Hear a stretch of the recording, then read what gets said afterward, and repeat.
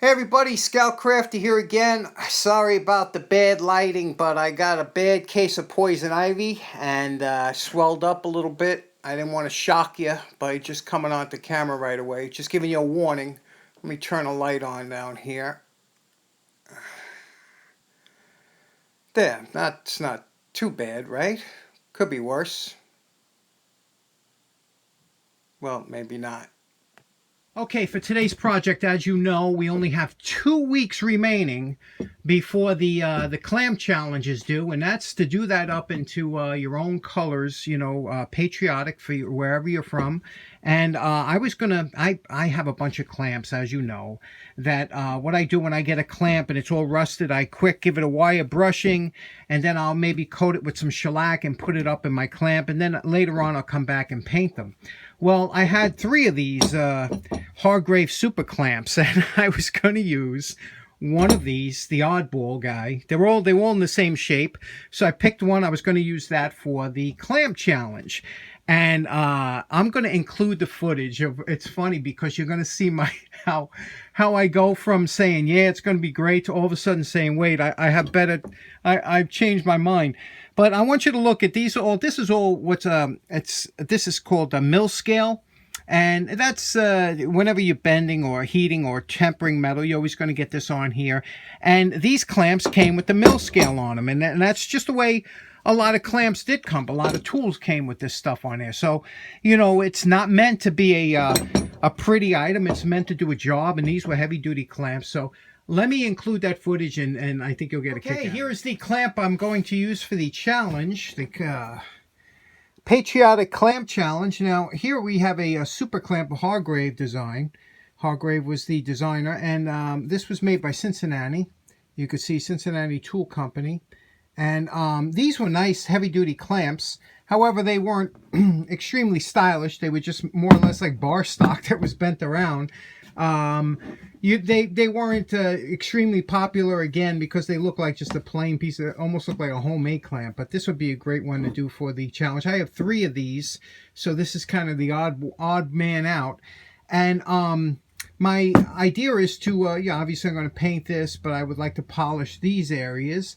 And you can see here we got some, all these had some kind of a marking. I think that's from the production where they grabbed it maybe, but there's always like an indent, a line there, a gouge. So I'm going to have to fill that in. I'm going to use some automotive body filler, fill that in, and let's get to it. Okay, using my new favorite tool. Yes, that's right, the angle grinder. Look what we did here. We took it down. I wanted to get off that mill scale and everything, but isn't it nice underneath? I like it. I like it this way, but like I said, we got to make it patriotic now. But my whole idea behind making it like this is because, remember, I got that clear colored paint. I was thinking clear over the chrome would give it a really nice look, right? So now I'm just going to get out these scratches and stuff and see what we can do. How nice is this coming?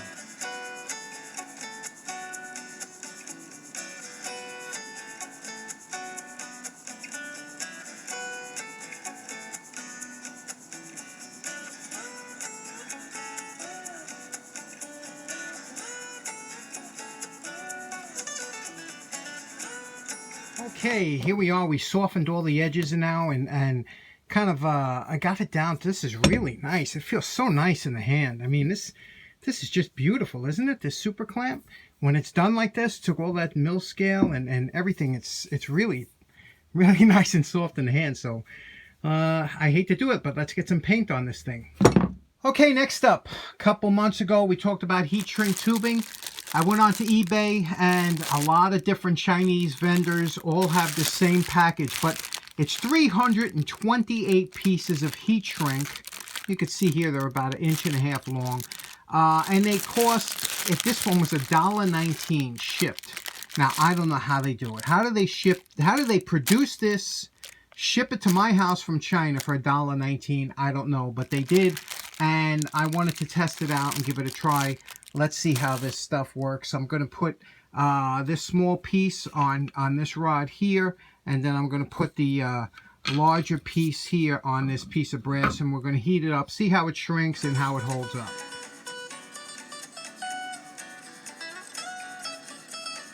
Okay, we tested it out, and I have to tell you, it shrunk down nicely. It's supposed to have a 50% shrink rate, so it will shrink half its diameter. So it shrunk down nice. It grips nice.